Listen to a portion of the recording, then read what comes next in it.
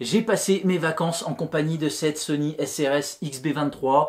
Du coup, j'ai pu me faire mon opinion. Il y a du bon, il y a du moins bon. Vous découvrirez tout ceci en conclusion. Bienvenue à tous dans cette vidéo, c'est Mika. Et après le test de la SRS XB13 de chez Sony, j'ai trouvé fort intéressant ce petit modèle, belle qualité sonore, on manque de puissance, mais je la mets vainqueur, hein, je vous rappelle, par rapport à la JBL Go 3. Et ben je me suis dit que ça pourrait être intéressant de vous proposer la montée en gamme chez Sony. Donc on est là aujourd'hui pour découvrir la XB23 et viendront prochainement les tests de la XB33, XB43. Avant de commencer, n'hésitez pas à répondre au premier commentaire qui est sous cette vidéo. Je vous demande tout simplement quelles enceintes vous souhaiteriez voir, quel modèle vous souhaiteriez que je teste sur cette chaîne. Donc n'hésitez pas à me répondre. Il y a un abonné qui est par là, je vais vous l'afficher par là.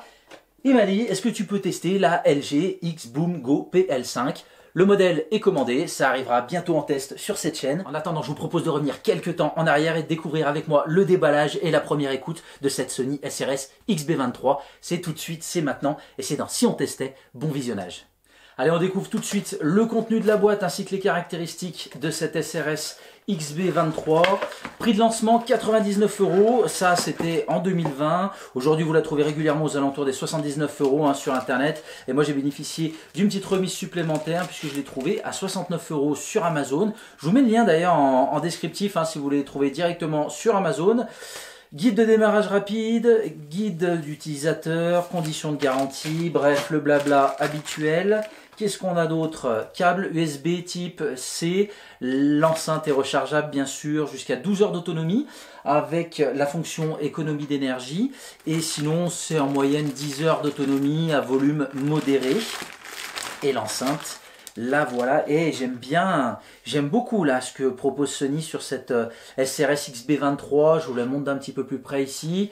Ouais, j'aime bien, oui, ça ressemble fortement à une JBL Flip 5, ça ressemble fortement à la gamme Flip de chez JBL, mais j'aime bien, là on a ce tissu, bon bah oui, qui rappelle les JBL, ce plastique rigide et robuste, c'est le même là que la SRS XB13. Pour info, l'enceinte elle a passé le test, elle est validée et certifiée à une chute de 1,22 m de hauteur. Ça veut dire qu'on a une enceinte baroudeuse avec la Dragon qui est ici et puis bah, notre câble USB type C, il va venir se brancher voilà, sous le cache qui se trouve juste ici. Pourquoi? Puisque l'enceinte est certifiée IP67, résistance à la poussière et à l'immersion dans l'eau, à 1 mètre de profondeur pendant environ une demi-heure. Ouais, j'aime bien, j'aime beaucoup. La couleur aussi, écoutez, on est sur un rouge corail, je voulais changer un petit peu. 5 couleurs disponibles, le rouge corail, le bleu lagon de la SRS XB13, vert olive, noir basalte et gris sable. Sur le côté, on retrouve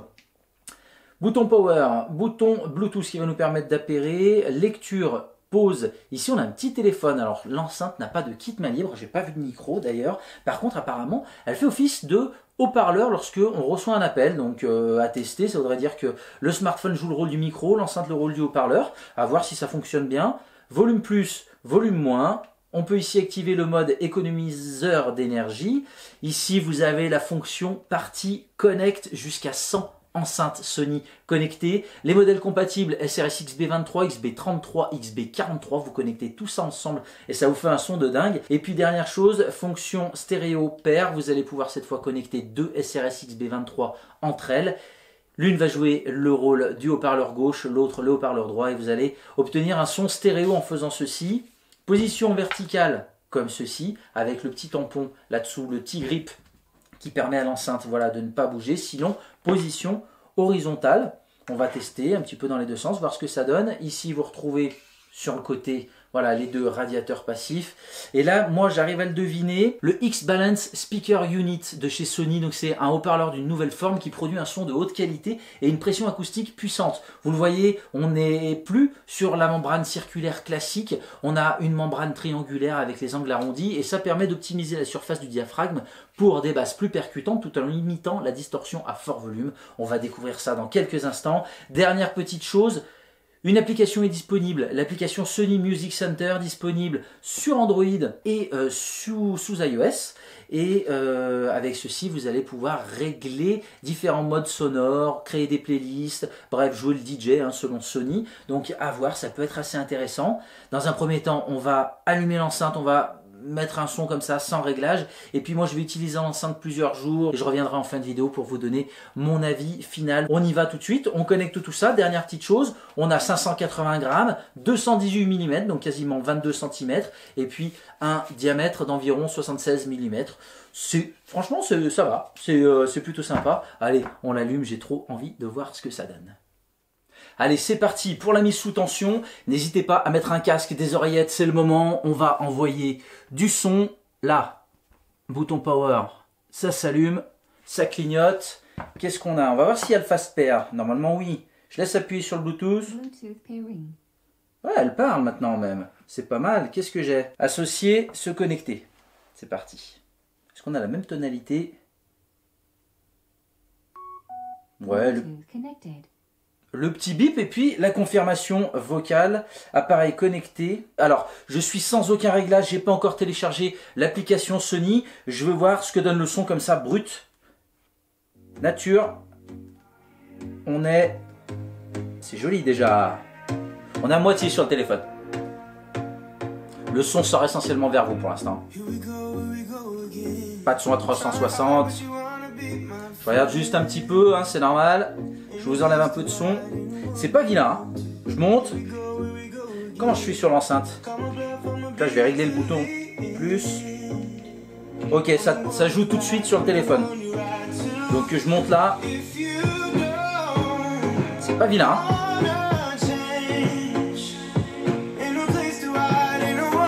Comme ça. Je sais pas si vous sentez une différence.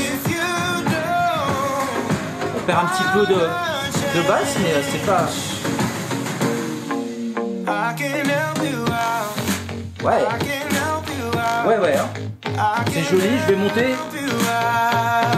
On a une belle puissance. Ouais, c'est sympa, je vous la raconte un petit peu là.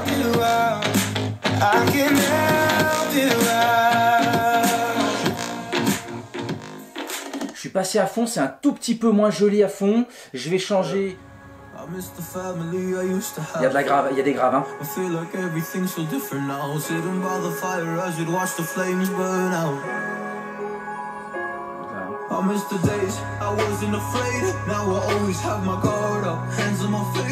Moins de résonance de basse, hein, toujours. Vous entendez?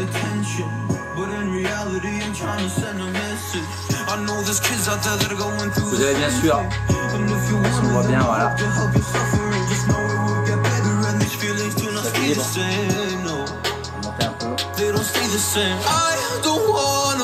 C'est pas mal, si en plus on peut régler, ça me paraît très intéressant comme enceinte. Hein.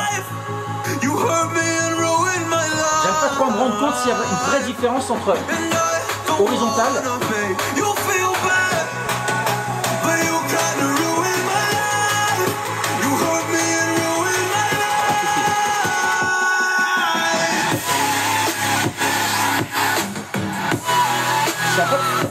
Un peu moins de basse.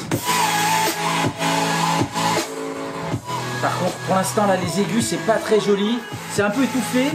On va voir avec les réglages. Allez, je vous propose qu'on découvre tout de suite l'application Sony Music Center. Je viens de la télécharger. SRS XB23, elle apparaît. On clique. OK. Qu'est-ce qu'on a? Ma bibliothèque, Amazon Music, très bien. Effectivement, j'ai un compte Amazon Music. Play Music, réglage. Ça m'intéresse. Réglage. Qu'est-ce qu'on a? Réglage du son. Clear Audio plus les réglages sonores recommandés par Sony. Ok, Sound Effect. Ça donne quoi ça? Si on fait ça, on va tester, c'est les réglages de base. Écoutez, on va regarder un petit peu après. On va essayer quelque chose. Voilà, j'essaye directement depuis Amazon. Très bien. Voilà. Et maintenant, on va essayer d'aller dans les réglages. Je vais mettre comme ça je peux entendre aussi. On va la mettre là, tiens d'ailleurs. Hop, voilà, on est pas mal. Alors, son. Vous le voyez en même temps. Donc là, on est sur le Clear Audio plus. Ok. Off stamina, ça c'est quoi? Les réglages power option stamina ont été réglés sur activé. Ok, donc normalement on a enlevé les basses là, je crois. Là, va. Le volume a baissé automatiquement. Hein. Ouh, bon. On est en mode économie d'énergie, mais on économise tout. Hein. On économise aussi la qualité là. Allez, on remet les basses. Ça va tout de suite mieux. Ok. Qu'est-ce qu'on a? Un petit égaliseur, on va jouer. Ok, on y va. Pas mal les basses, les aigus. Je monte un peu en aigu en général. Et en général, je baisse les médiums. Moins 4, c'est pas mal. C'est bien, c'est bien. Je vais monter les basses. Je vais un fond pour voir. Pas trop de différence. Là, je les ai coupées. Alors, j'enlève les basses, ça fait rien. Ah si, ça y est. Mettez un casque, hein, mettez les oreillettes. Hein. Voilà, ça c'est pas mal. Qu'est-ce qu'on a? Mono stéréo. On est sur stéréo. On va mettre comme ça. C'est pas vilain du tout, hein. On a de la puissance, on est sur quelque chose de pas mal en rapport qualité-prix, je pense. Hein. Alors, surtout à 69, hein, je vous rappelle, 69 €, je l'ai touché celle-là. Ah si, un petit effet stéréo, ok. Là, ça j'aime bien. Le clear audio, le pré-réglage de Sony en général, je suis pas fan des pré-réglages. Hein. Ah ouais, il me manque quelque chose. On va revenir ici. Là, j'étais là, baisse, excuse-moi, là, on démarre, envoyez des basses, c'est bon. J'ai une petite gêne à fort volume, alors c'est peut-être parce que je suis à côté, je vais la mettre un peu plus, où c'est que je peux vous la mettre là-haut, on va la mettre là. Ah, là le son est bien pour moi, le son est agréable, hein. Je monte, on y va. Trop d'aigu là, il est là. C'est pas vilain quand même, hein. Je sais pas ce que vous en pensez, si vous arrivez à vous rendre compte, mais on a quelque chose qui est plutôt pas mal. Si on est comme ça.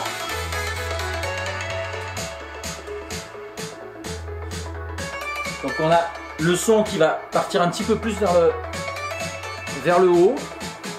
C'est pas vilain parce que les basses prennent pas trop le dessus. On a des jolies basses qui pourraient être plus présentes, mais bon.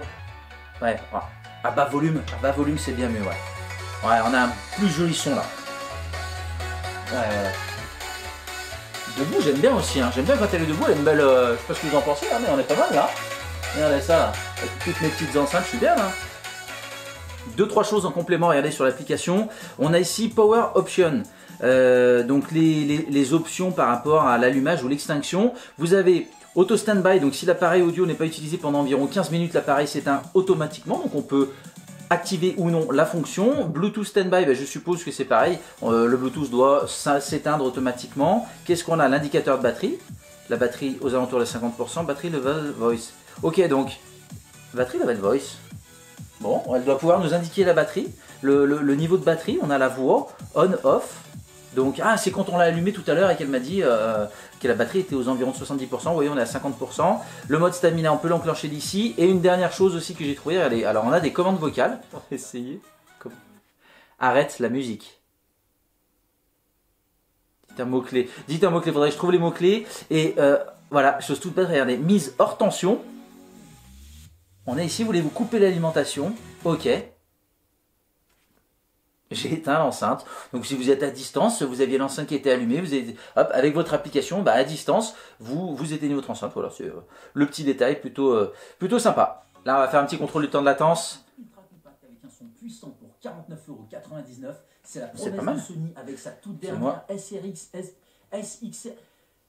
Plutôt sympathique, technologie extra basse. On est bien. J'ai pas remarqué de latence, vraiment. Allez, il est temps de conclure cette vidéo et ce test. Alors, on l'achète ou pas cette Sony SRS XB23? Eh bien oui, mais pas 99 €, hein, qui est son prix de départ, je vous rappelle. Oui, mais si on arrive à faire encore mieux que les 79 €, qui est le prix auquel vous la trouvez aujourd'hui chez quasiment tous les revendeurs, et ben là, vous avez un super rapport qualité-prix. Pour info, hein, moi, avec ma remise, je l'ai eu à 69 €. Une JBL Clip 3 ou une Clip 4 aujourd'hui, prix de départ, c'est 59 €. 10 € d'écart entre les deux, il n'y a pas photo. J'achète la Sony, même à 20 € d'écart.